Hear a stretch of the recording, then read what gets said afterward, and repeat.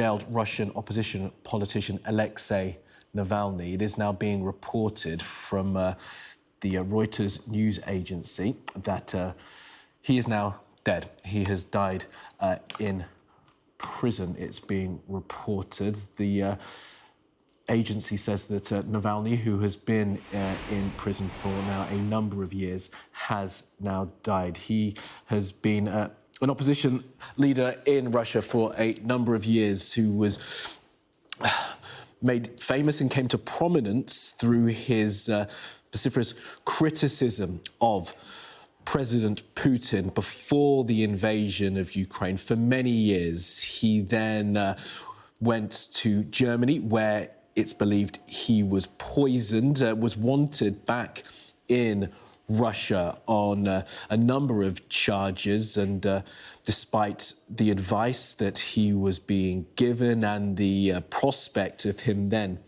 being imprisoned upon return to Russia, he did in fact return. He was, of course, then jailed for those charges and has now been was in a Russian prison for a number of years. The prison service of Russia says that he has died in the Yamlo-Nenets region, where he was serving his sentence. It's the latest prison where Navalny had been sent to. So the Russian opposition leader, it is being reported, has now died, Alexei Navalny.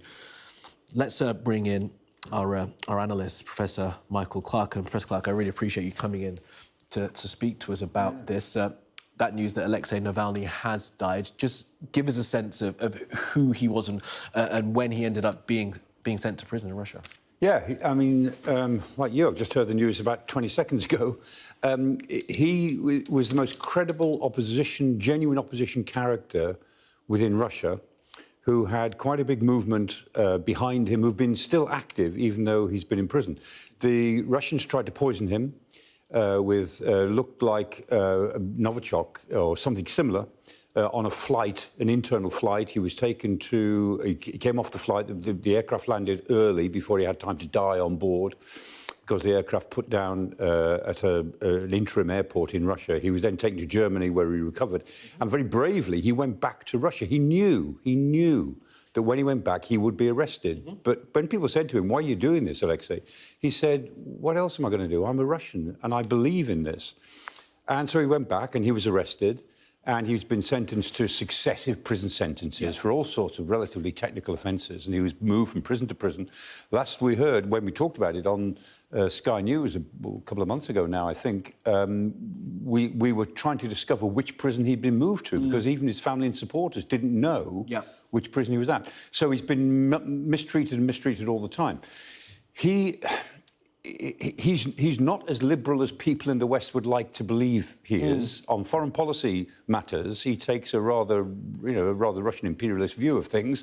But in terms of Russia itself, he believes that Putin is bad for the country, that a genuinely democratic election would produce a different result.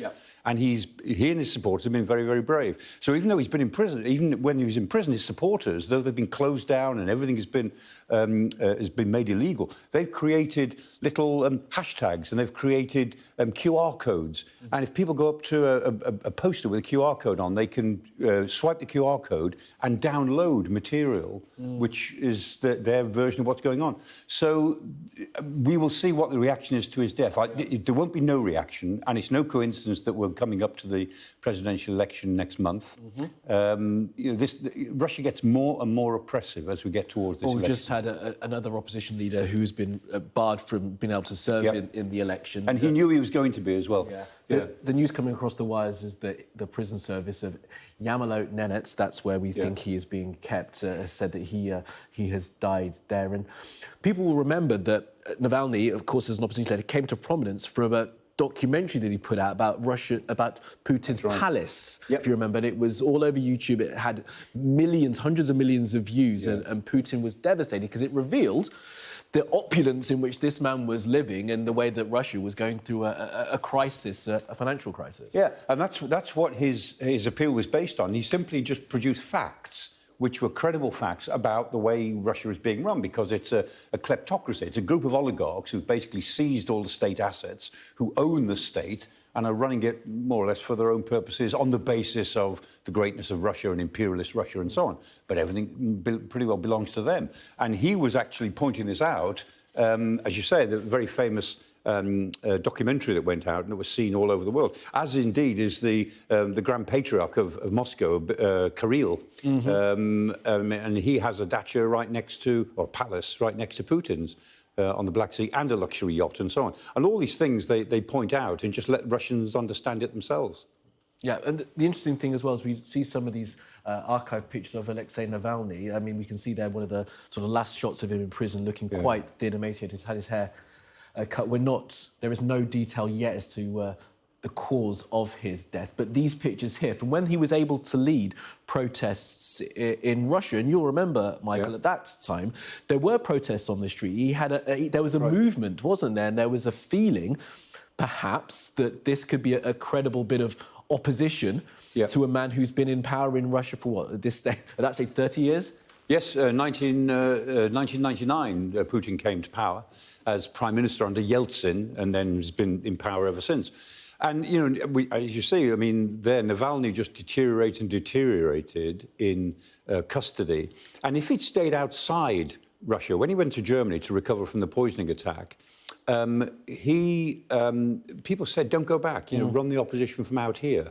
And he could have done that, and arguably the opposition might have been perhaps more public if he'd stayed outside. But I think his view was, if I stay out of Russia, I will lose credibility. And so he sort of felt he had no choice but to go back and take whatever they could throw at him. And he remained cheerful for most of his time in prison. He was seen smiling when he turned up at court to face these new charges they kept finding to put against him.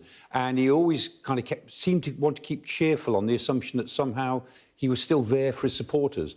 And, you know, one can guess, I mean, or speculate, does this mean that his supporters will now be more kowtowed because the Kremlin have now made it clear what they do to everybody, or will it enrage them to be more active? It could work either way, I would guess. Yeah, we will certainly find a response in the coming hours and days. So, great. Michael, thank you for that for now.